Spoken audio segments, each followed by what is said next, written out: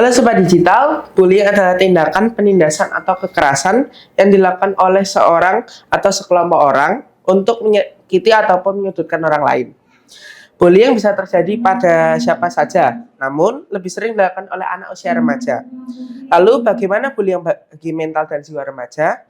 Bersama saya Kristo, kita akan mengupas dalam Talkshow Laskar Digital edisi Bahaya Bullying Terhadap Mental dan Jiwa Remaja. Bersama narasumber kita, Dr. Fuad Srinugroho, SPKJ. Halo Sobat Digital. Pagi dokter, kabarnya hari Pagi ini? Mas Kristo, gimana kabarnya? Pak, untuk saya sih baik, untuk dokter gimana? Alhamdulillah baik-baik.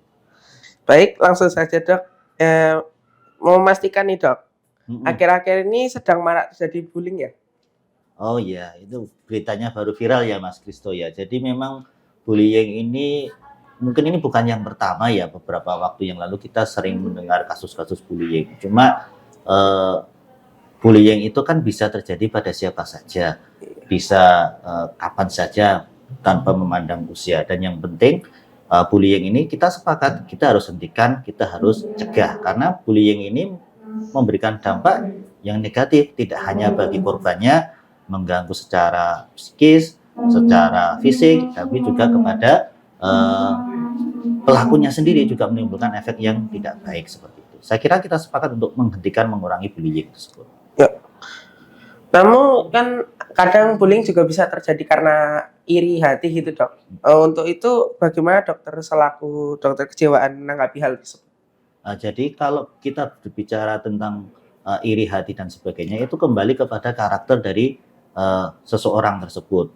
Karakter itu nanti tentu akan dipengaruhi oleh bagaimana pola asuh keluarga, bagaimana dia berinteraksi dan sebagainya. Jadi tidak mesti orang yang iri hati itu akan melakukan bullying, karena banyak penyebab dari bullying itu. Tidak hanya sekedar dia iri hati ingin dianggap superior dan sebagainya, seperti itu Mas Kristo.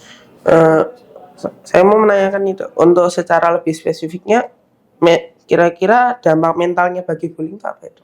Oke, kalau dampaknya secara, mungkin karena saya sebagai dokter jiwa, jadi mungkin lebih ke arah psikis dan gangguan kejiwaan. Dampaknya itu dibagi biasanya secara jangka pendek maupun jangka panjang, ya. Kalau jangka pendeknya mungkin orang-orang atau korban-korban bullying ini akan cenderung mudah sedih, mudah menangis, kemudian dia akan mengalami gangguan, misalnya sulit tidur, sering mimpi buruk, kalau malam teriak-teriak. Mungkin pada anak-anak yang mungkin dia sudah nggak ngompol tapi tiba-tiba jadi sering ngompol bisa. Atau mungkin dia jadi perubahan perilaku, tidak mau ke sekolah, tidak mau belajar, penurunan prestasi, seperti itu. Itu untuk jangka pendeknya. Jika jangka pendek ini biasanya tidak didampingi, ditangani dengan baik, bisa menjadi jangka yang panjang. Jangka panjang ini bisa bahkan mungkin nanti akan sampai dia dewasa. Misalnya pada kasus-kasus yang berkepanjangan itu bisa timbul gejala depresi, dia jadi males, murung, kemudian masa depannya merasa suram, ada gangguan tidur, dan yang paling berbahaya pada beberapa orang itu bisa melakukan self-harm atau menyakiti diri sendiri, atau bahkan punya ide untuk mengakhiri hidupnya atau bunuh diri. Beberapa kasus kita baca bullying itu mengakibatkan orang melakukan bunuh diri seperti itu.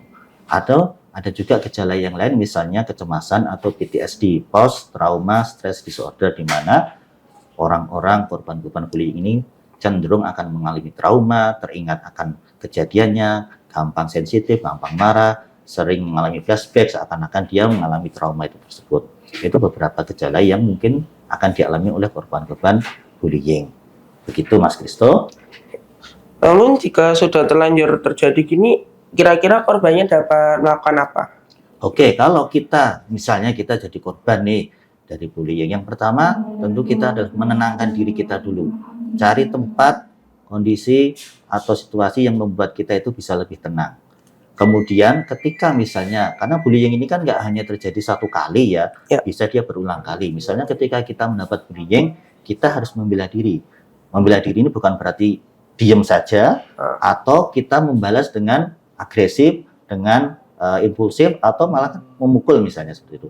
Cukup katakan dengan kepada orang yang membuli kita itu, kita harus berani mengatakan dengan kata-kata yang asertif. Asertif itu apa? Asertif itu kita berani mengungkapkan perasaan kita tanpa kita berusaha menyakiti orang yang kita ajak bicara, misalnya, saya nggak suka diperlakukan seperti itu, Oh. katakan seperti itu.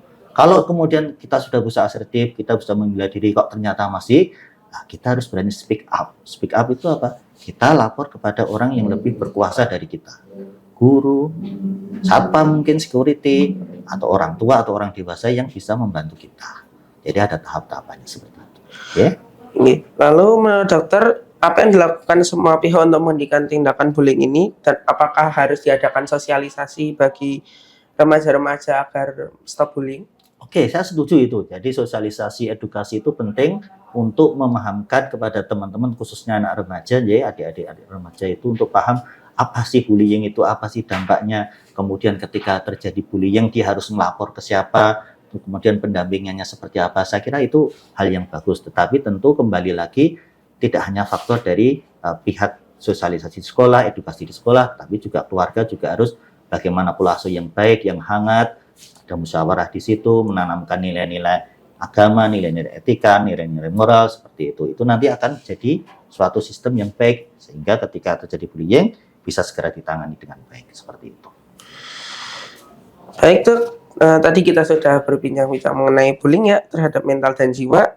Sekarang saya ingin tahu nih Dok, tips dan trik untuk menjaga mental dan kejiwaan itu kira-kira seperti apa ya? Oke, kalau tipsnya ini kan masih remaja ya, jadi yang pertama tentu tetap kita sebagai umat yang beragama adalah berdoa dan beribadah, itu penting ya. Iya.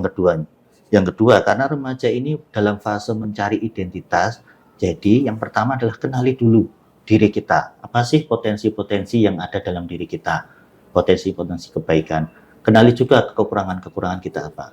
Kemudian fokus pada hal-hal yang positif yang ada pada diri kita. Maksimalkan itu, karena remaja itu nanti harus mencari pengalaman yang positif sebanyak-banyaknya untuk pengalaman hidup dia. Kemudian yang kedua, cari mentor, guru, atau teman yang memberikan hasil atau dampak yang positif bagi kita.